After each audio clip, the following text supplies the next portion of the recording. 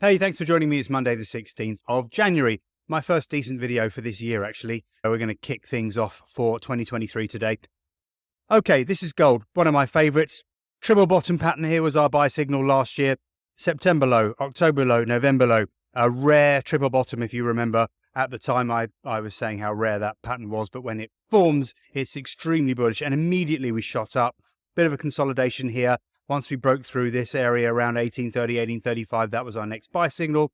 And then once we broke through sort of 1865, 1870 was our second buy signal, third buy signal really, wasn't it? Because the first buy signal was a triple bottom. Off we went.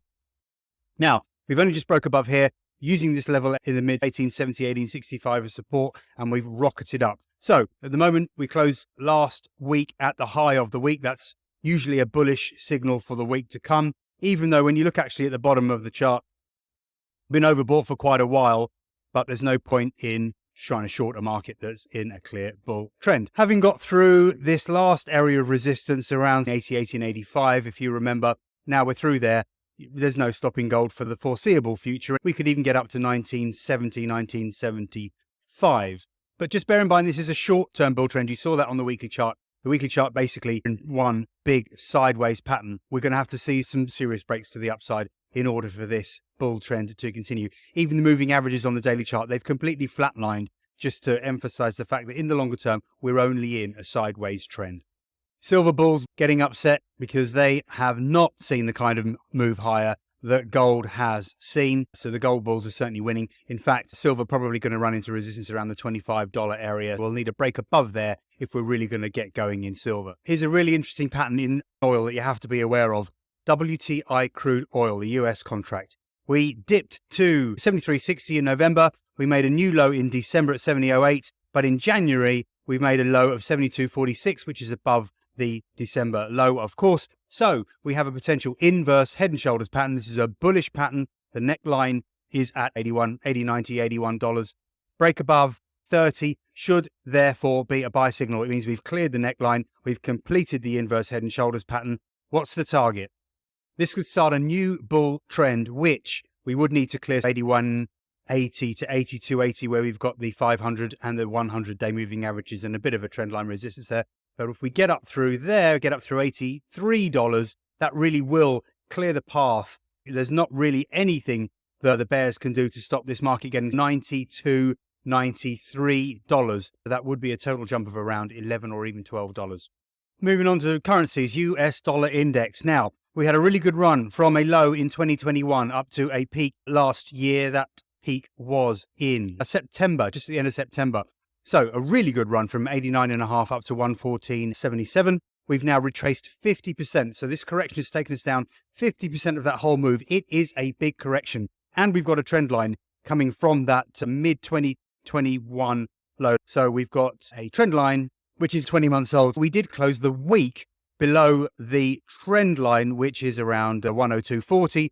But we're just holding on to the 50% fib at around 102.15. We'll see if we get down to the beginning of this week. If we can get back above 102.50, that would be more positive. I'd like to see a bullish candle on the daily chart as well, just to confirm that maybe this was a false break last week. We hold the 50, and maybe the dollar then resumes the longer-term bull trend from an extremely oversold position. But I'm not saying that this is going to happen. I'm going to wait for the signal. If I see the bullish signal, then I can start talking about resumption of the bull trend. When you're looking at the dollar index, it's always a good idea to have a look at the euro versus the US dollar, because it's often a vague mirror image of the dollar index chart. The euro versus the US dollar has not quite reached 50% fib, which is around 109.40. We're 100 pips away from there.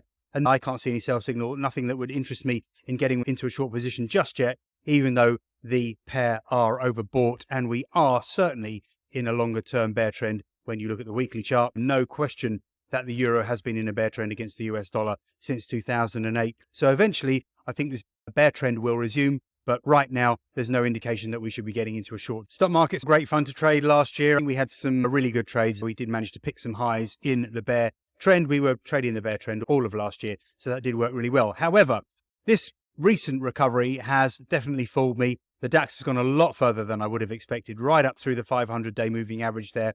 Look how many green candles we've had since the beginning of January. We've just absolutely taken off. We didn't get a Santa rally, but we've certainly got a New Year rally. How far can this go in the DAX? Well, there's no sign of it ending at the moment. We've got a 78.6% fib at 15,322, which is about 100 ticks from where we are now. Right now, I must admit, I would not be shorting the DAX. For me, the only hope for the bears is the US markets, which were leading the world lower last year. I think the US markets certainly took a tumble as the Fed raised interest rates. Now, we've got this trend line going all the way back to the beginning of last year, so it's a year old. We're testing it right now. This is on the weekly chart. If I show you a close-up on the daily chart, we're testing the red 200-day moving average. We've beaten it. We're up through there, and we're testing the trend line. We've also got Fibonacci resistance around the 4,000 to 4,020 area. So this really is absolutely crucial as we become overbought on the slow stochastic at the bottom of the chart. I would guess if we start breaking above 40.40 and hold above there, then we'd have to look at 40.20 to 4,000 as a support level. Longs would then need a stop below, I'd say 39.70. So this really is a crucial area. Either we reverse and probably see quite a serious collapse, or if we start breaking above it, then we could actually be resuming that longer term bull trend. And I can't believe I'm saying that because I've been so bearish for a year. It really goes beyond what I can process to believe that the bull trend would resume. But I follow the charts, I follow the trend. If the fundamentals say something different to what I'm seeing on the chart, then I just disregard those. I think fundamentally we should really be continuing to trend down. But I will go with the break above 40.40 to 40.50 area, and even I will be buying into a long position, looking for 41.50, 41.90 as a decent target. Please like, share, and subscribe for me. Have a look in the description box because I have some eBooks to give away if you've not already registered for those. And I also offer a free 15-minute mentor session for anyone who's struggling with their trading and needs a bit of help from me. I've had 35 years experience trading, so I think I can do something to help you with your trading. I've got some great offers coming up over the next 2 weeks whereby you can win a subscription or you can win my course. Never done this before. Make sure you hit the notification bell. Don't miss a video. Don't miss this opportunity to bag yourself a free subscription or my course for free. Thanks very much.